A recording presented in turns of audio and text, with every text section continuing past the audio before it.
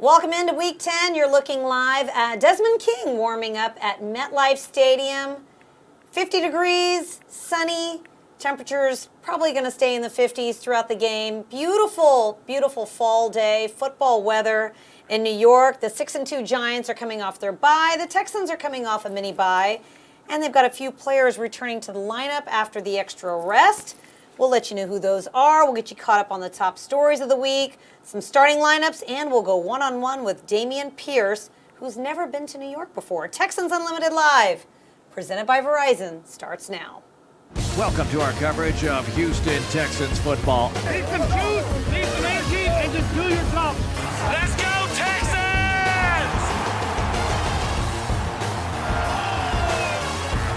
Let's go!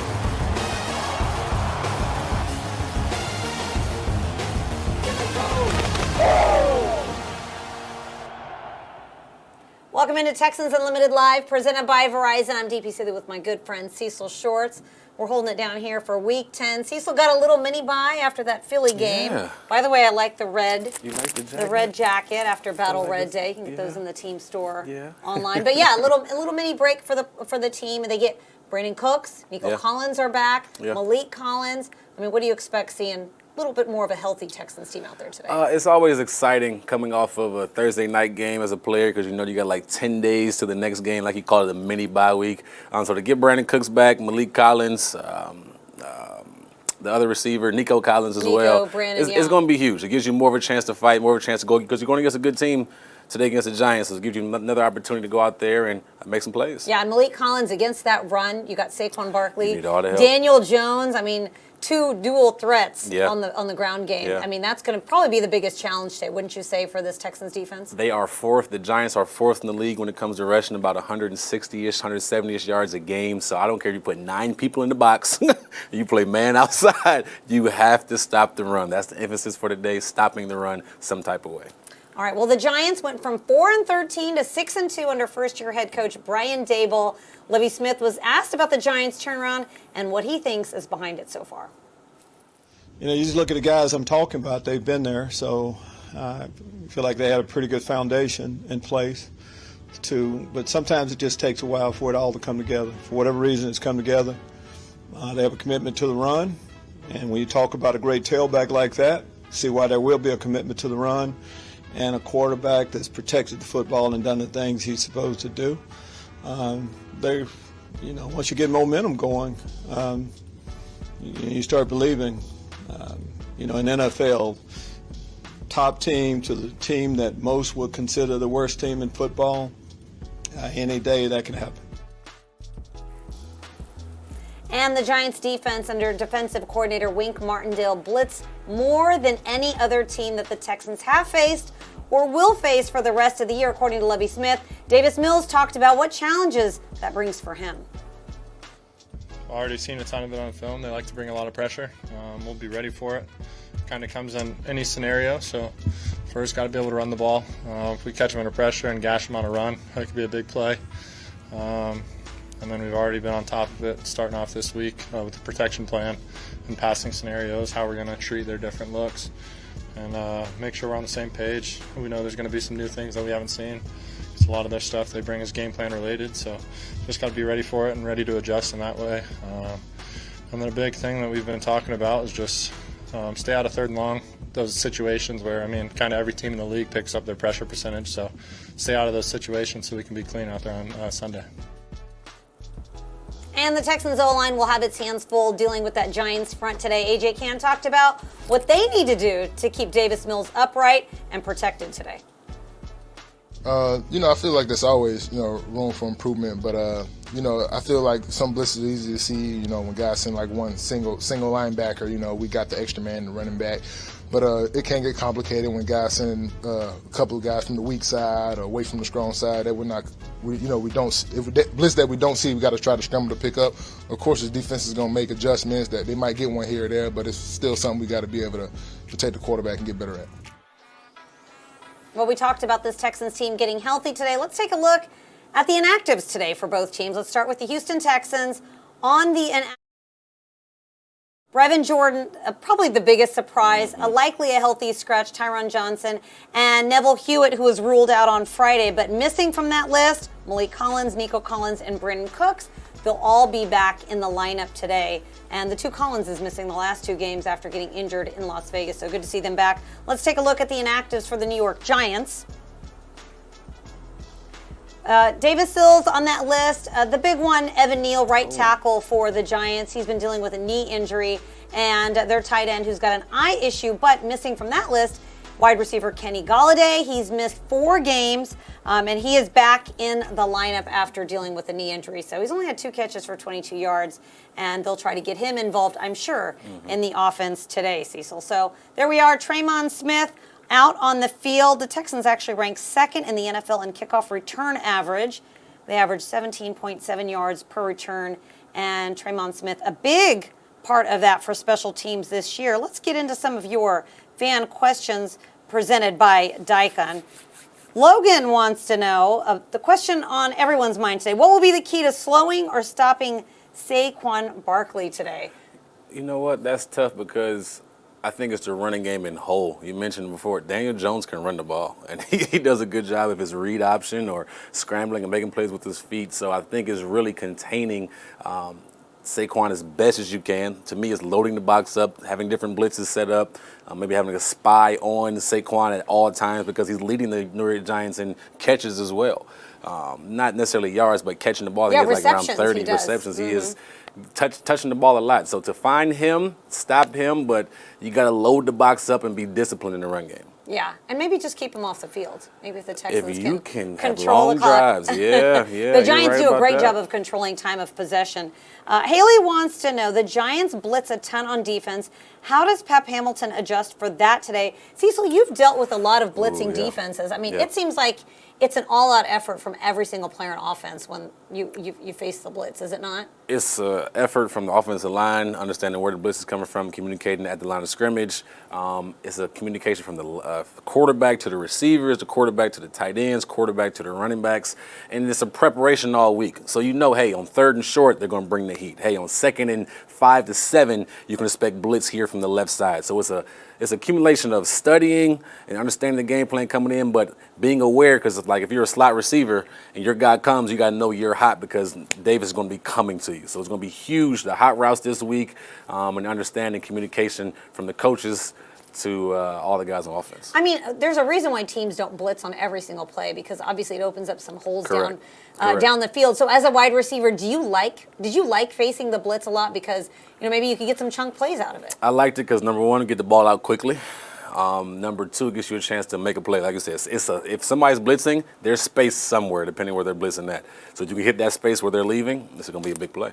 All right, Daniel wants to know, after a touchdown catch last week, should we expect to see more Quatoriano at tight end today? Tegan Quatoriano, Texans rookie tight end. I've seen him in practice, Cecil, and it seems like he's really come along. He's big. He catches the ball. We saw him get the touchdown in his first game. I think he only had 1 catch and it was for a touchdown. So we joke that all he does is catch touchdowns. But what did you like out of that, out of what you saw, the brief time you saw of him last week? Just the experience. The more experience you get, the more comfortable you get as a player, the more reps he can get. And obviously he's playing this week because you got Brevin Jordan is a healthy and active. So it seems like you said, you see some good things in practice. So let's see if he can get a little more touch, a little more reps this game and see how he does. I think with Brevin Jordan out as well, maybe it elevates his role a little bit more. You've got Jordan Akins, you've got O.J. Howard, and Pep really likes to go to those tight ends, especially in the red zone.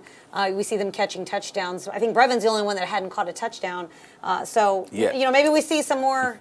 We see some more touchdowns from the tight ends, especially Team Quatoriano, if they can work on that chemistry. All right. So Charles wants to know, who is the most impactful player on the Giants defense that the Texans need to account for?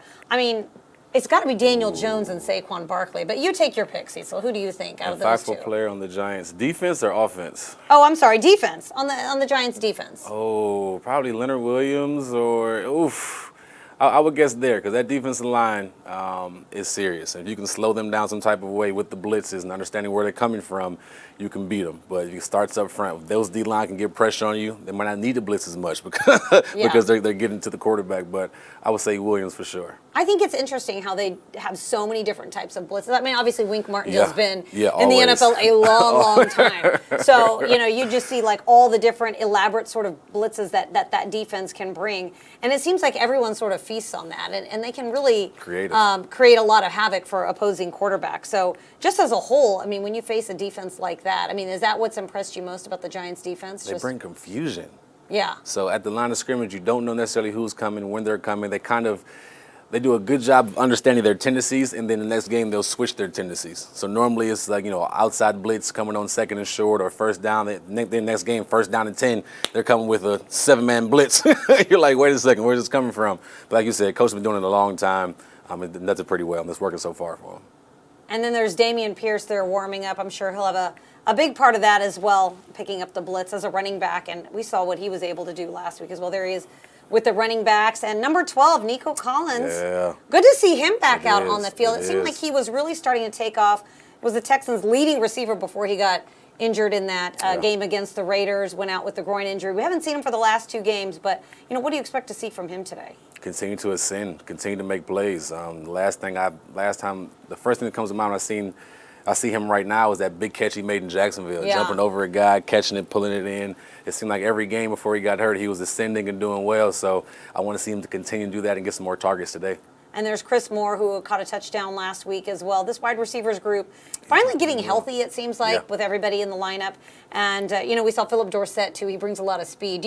I was thinking, after what we saw from him last week, that chemistry, can you see it developing between wide receivers and quarterbacks over the last few games? You see it coming along because Chris Moore is making plays out there, stepping up and doing good, Philip Dorsett. And the more you can get reps with those guys and get those guys confidence, you have a deep receiver core. Now you can throw the ball at anybody. You're confident they're making plays. So I think it's really good that they are learning and continuing to get reps. All right, Steve wants to know, how will the weather affect the game today? Steve, there's not supposed to be rain in New York. It is sunny. It's cold. But I'm not sure about the wind there. So could wind affect? How does wind affect? I would imagine the kicking game, but does that affect what you're doing on offense out there? It does, because depending how the wind is blowing, it could affect the ball, right? The release of the ball, how the ball's wavering in the air, depending how good or bad the wind is, or which direction the wind is blowing. Especially if it's behind you.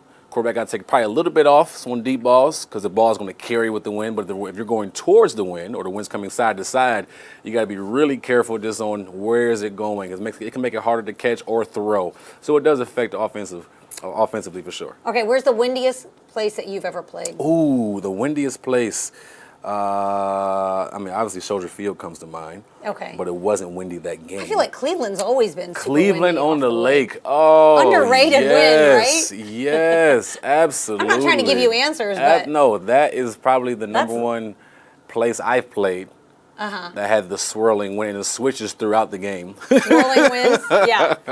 Circular. On the lake, yes. And we played there, and I played it was like November. It's like around now, November, December. Right. And it was cold, but also windy, yes. Yeah. Well, right in the lake. Obviously something you got to watch out for when you're playing in some of these colder climates. And there's Dameon Pierce. He's never been to New York before. How about that? He's playing up there for the first time and just really having a phenomenal rookie year. His game against the Eagles, career highs in carries, career highs in rushing yards, 27 carries. I mean, Cecil, how many carries do you think that we are going to be seeing from this guy for the rest of the year? He'll have a big load, and I don't know if I like it or not. But the more touches he gets, the more time he gets hit. You know how running backs are. I gotta agree with you there. Wear down as time goes on. This comes with the position, but he's outstanding. He is a phenomenal talent. You're able to find him, I think, in the 4th round this year. He's exceptional, and you want the ball in his hands as much as possible. 600-plus yards this year, I want to say, so far. I can't remember exact numbers. 678. 678. He'll be a 1,000-yard rusher. He continues this. So it's exciting to see him. And we want the ball in his hands. It's just 27 is a lot. Yeah. I'd rather in the 18, 20 range. You want to keep him healthy. I want to keep him healthy. That's all that matters. Well, he's a lot of fun to watch. He's a lot of fun to talk to as well. And our very own Drew Doherty had a chance to catch up with Dameon Pierce a little bit earlier in the week. Running back Dameon Pierce joins us now to preview the Texans at Giants. Great to see you. And Great to be here. Glad that you're with us. How was the little mini bye that you guys had after playing a Thursday nighter against the Eagles? That was amazing. My body needed that. You know, everybody's well, refreshed, ready to go. Have some time to, the only thing about the mini bye, we had more time to think about the loss, but turn around, come back. We came back on Monday. We got back at it, and we're ready to go play some ball, man. Yeah, you've had a very nice start to the first half of your rookie season. What are you looking to accomplish this second half? I'm just trying to get better and better. Every week I try to find something to work on and try to implement it in the game, and just try to look better than I did the week before. And that's going to be a trend I want to, hopefully continue to do. You know what I'm saying? What's that little thing, if you want to peek behind the curtain, that you're trying to get better at? A little thing, just discipline. Just discipline with my eyes, with my steps, with my reads. Being more involved in the pass game, being more involved without the ball, just little stuff, man. Just always working. I hear you. You talk about being involved without the ball. One of the things we saw on your college tape, excellent blocker. Great at catching the ball out of the backfield. We knew about, the violence when you run. Let's talk about this Giants team. They blitz a lot. Mm-hmm. When other teams are throwing the ball, they blitz about 43% of the time almost. What's that mean for you? That just means I got to be sound in protection, make sure D. Millie got time to make plays. Because when they blitz, they get a little, limited on the back end what they can do with coverages. So it should be an easy read for Mills as long as we just make sure we do our job up front and give them time. No doubt. And you talk about Davis Mills. He brought up when he was asked kind of the same question, the importance of playing well against the blitz. He said, hey, at times I got to be able to check into a run and let us gash them with Pierce. Right. What's that mean when you hear something like that? That just means, I got to be situationally aware, just like D. Miller. He's a quarterback. He's the captain of our team. So at the end of the day, we're going to rally behind him and make sure, like, whatever call he make, we're going to make sure it's right. But like he was saying, we just got to be able to check into things that's going to be to our advantage. So, like, when they blitz, like, when they do something that they like to do, let's get into something that we like to do. Yeah. We hear you guys talking about finishing, and it's very, very important. It's been a struggle in the fourth quarter. But Lovie Smith is always quick to say, well, Dameon Pierce, he finishes, talking about your running style and everything.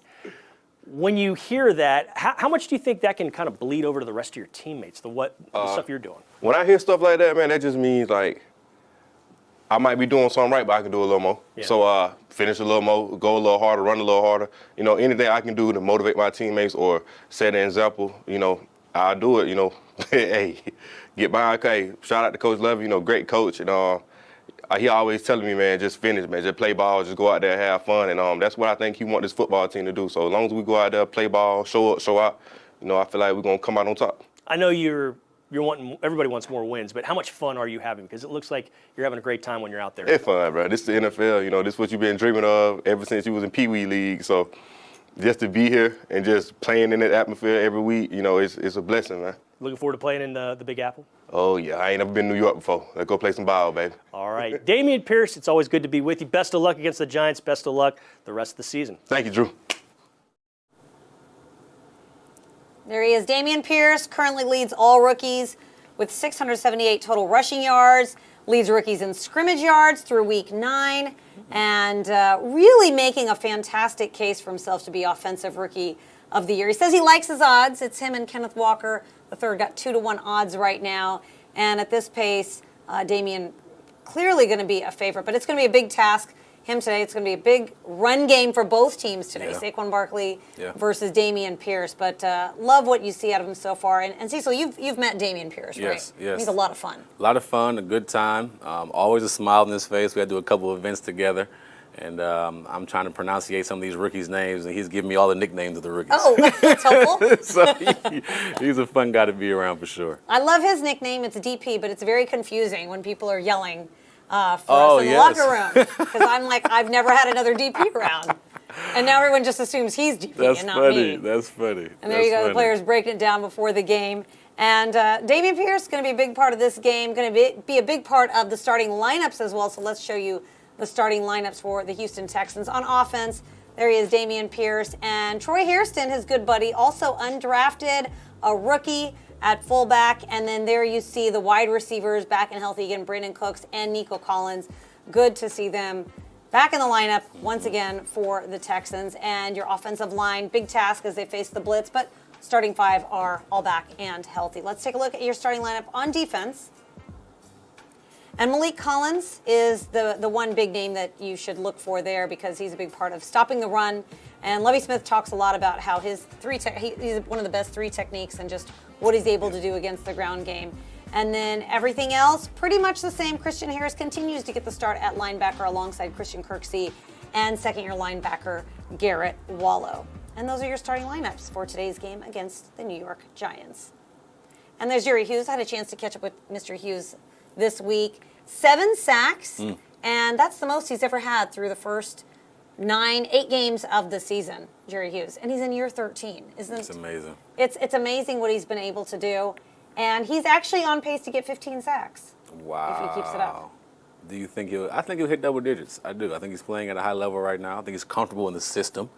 And I think when you're comfortable with the system and the coaches are putting you in the right position, you see successes like this. It's not by accident. Yeah, he's phenomenal. A lot of fun to talk to. Actually, if you go to HoustonTexans.com, I got a story about his sacks and why everyone thinks his sack number's been so high. It's an interesting read if I say so myself. But let's get into some of our sleepers of the game presented by Mattress Firm. Cecil, I'll let you go first. Who's your sleeper of the game today? Okay, so you mentioned how much the Giants are going to blitz, where they're going to bring it from. And knowing Pep Hamilton wanting to use his tight ends, I'm going to say O.J. Howard will have a big game this week, replacing where the blitzes are coming from, and Davis finding him for some big plays. All right. Well, I'm going to keep it on offense. I was going to go Philip Dorsett, I think, with the addition of Brandon Cooks and Nico Collins back in the lineup. And Philip Dorsett just sort of building that chemistry week over week, that's going to give him some opportunity down the stretch of the field. I'd like to see some of those big, deep passes that he's able to do. He's got a lot of speed in the game. He brings that. And get some big chunk plays on offense there today. It's always fun. We can go deep. It's always fun. Yeah. Make the plays down the field. It's fun to watch the wide receivers. I know you're biased yourself. I am biased. A little bit biased, but hey, it's always fun. Well, it's always fun catching up with you. We can see you here back at home next week against Washington. The Commanders are here, Week 11 at NRG Stadium. And if you want to get tickets, go to HoustonTexans.com/tickets. This guy is a lot of fun to watch throughout the game. He's hosting game shows. He's giving out money. What does he not do? And then he hosts our pregame show, so we love it. But that's going to do it for Texans Unlimited Live, presented by Verizon. Thank you so much for watching. Have yourselves a great game day. And as always, go Texans.